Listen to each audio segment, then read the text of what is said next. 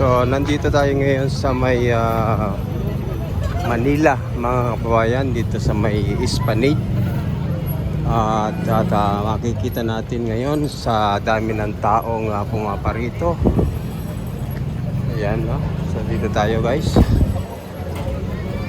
At napakaraming tao na naririto, no, sa sa may Esplanade. At titingnan natin yung mga tao kung saan ay ito po yung akyatan papunta po rin sa Esplanade, no? Tingnan natin, guys. Tayo ay lalakad.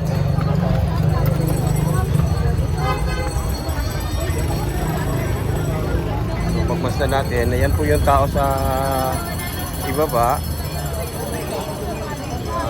At ito po naman yung makikita natin dito sa itaas.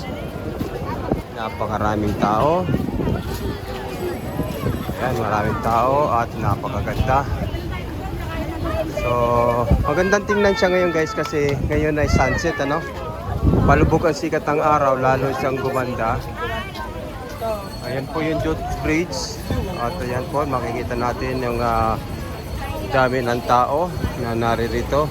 Ayan. At lahat ay naka-open ng cellphone, guys. At titingnan natin yung lahat sila nakaharap sa Ilog Pasig. At yung nasa gawing kanan po natin, yan po yung post office na alam na po naman natin na yan ay nasunog. At ayan nga, oh. Pagmasdan natin, guys, ating mga kababayan na nag-i-enjoy at namamasyal dito sa may Esplanade. Ayan, guys, oh.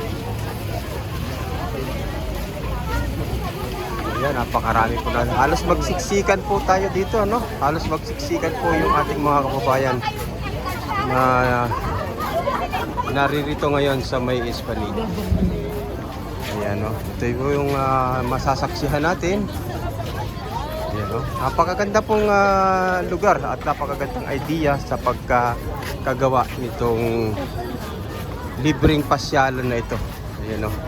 Sa mapapansin po natin, sa ganitong oras po sila nagpupuntahan.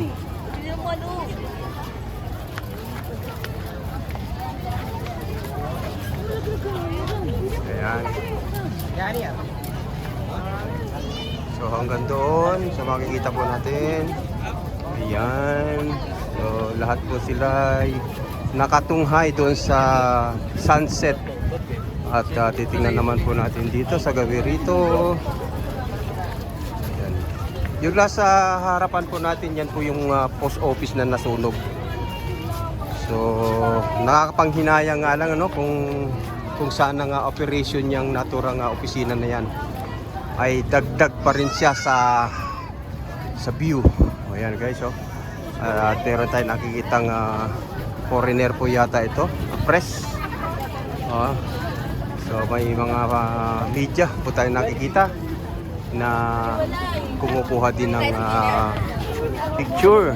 At ayun nga po, napakaraming tao hanggang doon sa anong bang tulay yun. Ayan, guys, dami, oh.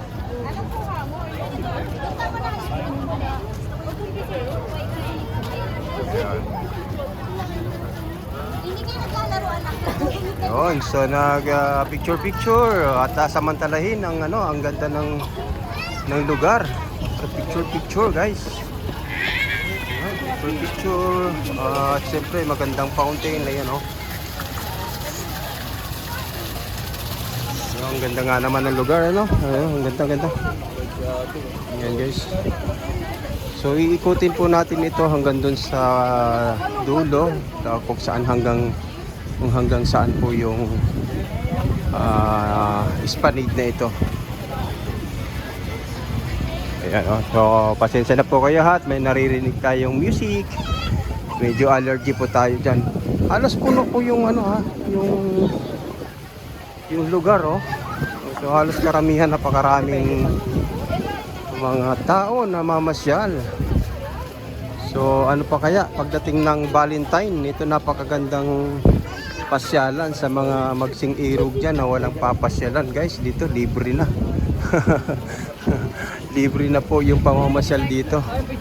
At ina-advise lang po natin, maganda pong pumunta rito sa mga ganitong oras. Mga paglubog po ng araw, yung papalubog po yung sikat ng araw, doon po natin ma-appreciate yung naturang lugar, di ba? Makikita po natin ang kagandahan ng lugar dito dahil ayan, hanggang dito lang po sa makikita natin.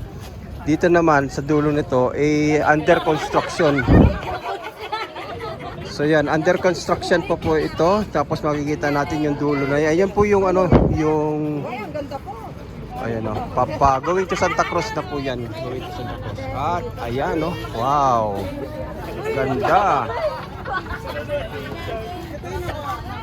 So yan guys, so, pabalik na tayo. Ayan po, nakaharap na po tayo sa may Jones Bridge. Nakaharap na po tayo. At kitang-kita po natin yung tila baga parang rainbow na tulay. Yun po yung ginawa ng China. Ayun po yung rainbow na parang tulay na yun, no? Ayun, ay hindi, tulay na tila baga parang rainbow. Ayan. Ayan guys, oh. So ayan, makikita natin ulit, napakaraming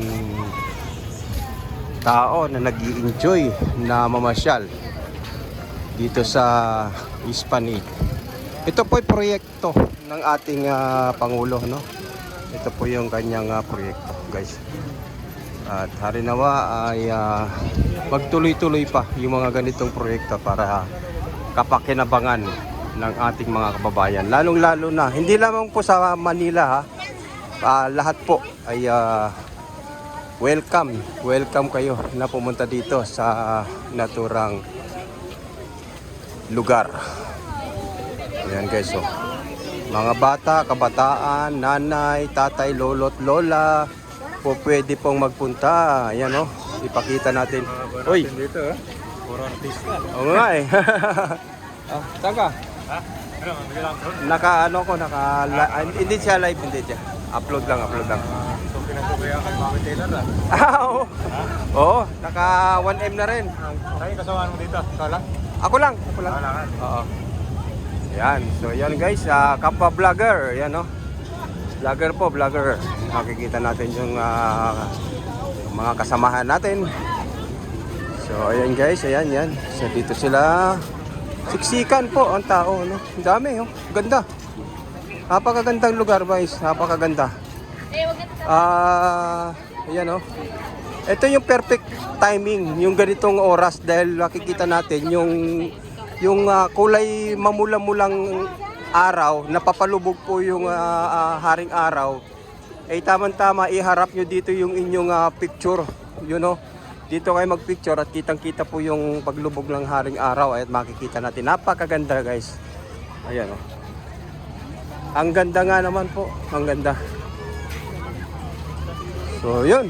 At dito sa gawi dito, yun, sa labas, marami pa rin pong tao na papasok. Ayan, no? So silipin naman natin yung kalidad ng tubig sa Ilog Pasig. Tignan naman natin kung anong itsura. Ayan. So maganda naman, malinaw. Ayan. So yan po yung harap na yan, yung mga Binondo, yan po yung Chinatown. Chinatown yung gawin na yan. Gawin na yan. So yan guys, oh. Ang ganda. Yan.